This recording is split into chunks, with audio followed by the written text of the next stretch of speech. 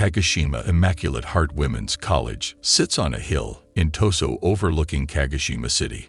It is a boarding school where the students live in the dormitory, along with a couple of nuns who watch over them, and 3 or 4 English-speaking women who serve as English as second language instructors to the girls. That is why I was there. My dormitory room was on the 5th floor on the southeast corner, so I had sliding glass doors on 2 sides of the room.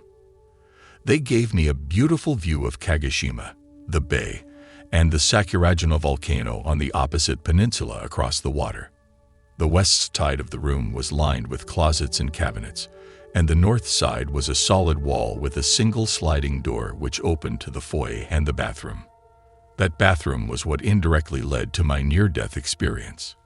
The previous tenant had been an Australian woman with beautiful, long, chestnut hair, which she dyed with henna. The colors had permeated the plastic of the bathtub and left an unsightly mess. When I moved in, the nuns told me that they had plans to replace the tub and remodel the tiles during the winter break. Thankful to them, I patiently waited until the end of the fall semester. After all of the students had left for the holidays, the nuns told me to pack whatever I would need for the next couple of weeks and move into guest quarters in a little apartment on the 2nd floor of a house a few doors down from the dormitory. Compared to my dorm room, this little apartment was huge, and I was quite content to stay there as long as needed for the remodeling. In an attempt to keep my dorm room as clean as possible, the workers closed the sliding door and sealed it with duct tape. They then proceeded to gut the bathroom.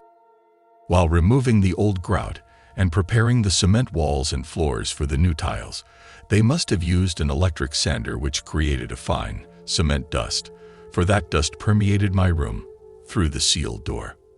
By the time the work was complete, the winter holidays were nearly over, so the nuns asked me to move back into my room the evening the workmen left.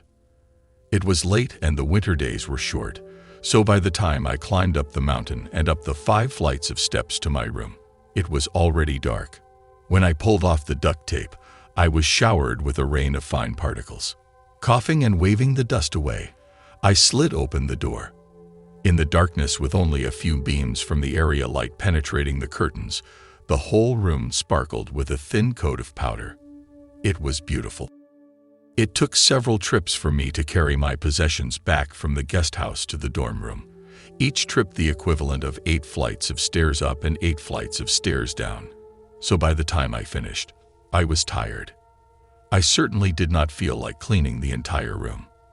I'll do it in the morning, I told myself. As long as I flipped the dust off the futon, which I used as a mattress, and put new sheets on it, I thought I would be fine. I was wrong.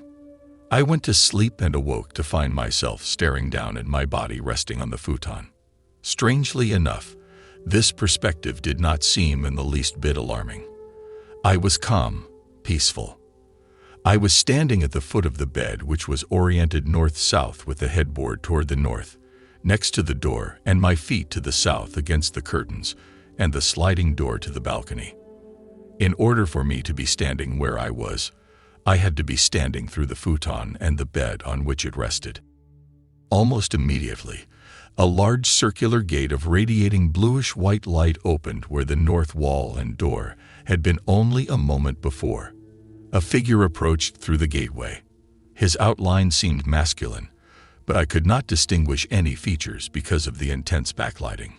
Standing at the head of my bed, completely unhindered by the headboard, bookcase, and door, he defied Newtonian physics by appearing to occupy the exact same space as they did, only I saw him, and not them.